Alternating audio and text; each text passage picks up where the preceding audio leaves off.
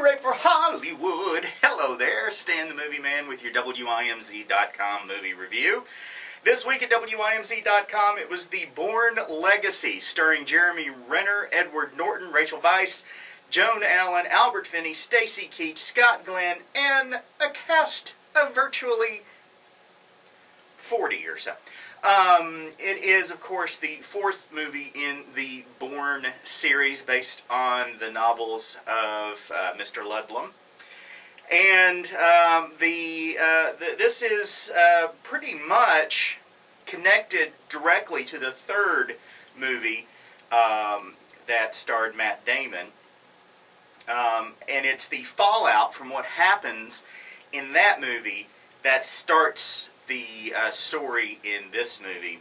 In this film, Aaron Cross, played by Jeremy Renner, is training in Alaska, survival training, and he is supposed to eventually wind up at this cabin to check in with his a counterpart who's supposed to handle the trainees as they move through. Unfortunately, what they don't know is the program is being burned to the ground by the folks in charge, which include Eric Byer, played by Edward Norton, and also Mark Turso, played by Stacy Keach, along with other people within the intelligence and covert operations community. They're afraid that because of what happened at the end of the third movie, all of their operations are about to be exposed, and in order to prevent that from happening, they decide to kill all the operatives in the mission, as well as all of the support staff that knows anything about the operation. Dr. Marta Shearing, played by Rachel Weisz, is a researcher at this medical lab that has been keeping track of the blood work of the people, the operatives in the program. It seems that they are adjusting genetics within each operative to improve their intelligence and their physical abilities. And in order to maintain that, they have to take these blue and green pills. One is for the intelligence side, and the other one is for the physical improvement side. Unfortunately, Aaron runs out of medication, or runs very low on medication, as the program is starting to be wiped from the face of the earth. He's nearly killed by a missile fired from a drone plane that blows up the cabin, and the operative he checked in with in Alaska. And other operatives around the world are given a pill that kills them within a matter of minutes. But Aaron Cross manages to escape. He finds Dr. Shearing, who survived a workplace shooting by one of the other researchers, obviously a part of the cover-up and cleanup of this entire operation.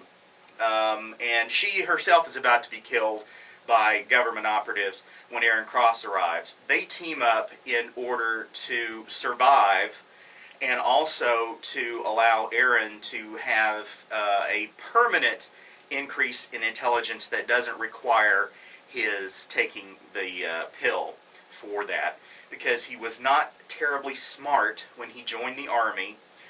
His recruiter jacked up his IQ to just to make sure he got the minimum level of IQ to be accepted in the Army.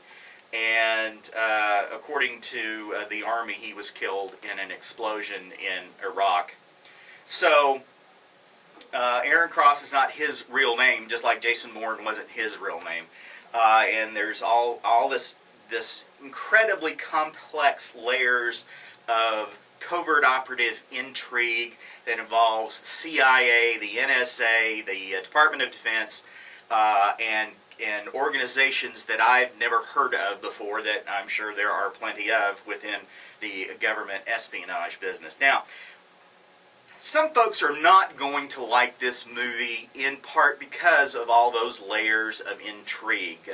The various government lackeys that decide that they need to protect themselves and sell out the people who are in the field doing the work, that will hit some people the wrong way, and I can understand that. However, I thought the various layers of cross and double cross and shenanigans, if you will, was fascinating. I thought it was terrific. It kept me interested the entire time. Not to mention the fact that this movie is so full of action.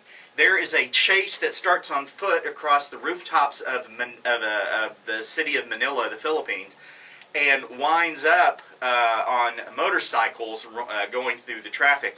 If you watch that scene and you don't pucker up a little bit and tighten up because you're expecting these god-awful crashes to happen, then you don't have any emotion at all. You're one of the people in the program. I shouldn't have said that because now I'm going to get killed, probably. So, anyway, just forget. I'll cut that out. Okay, I probably won't. But it's a brilliant film. I thought it was fantastic. Lots and lots and lots of action.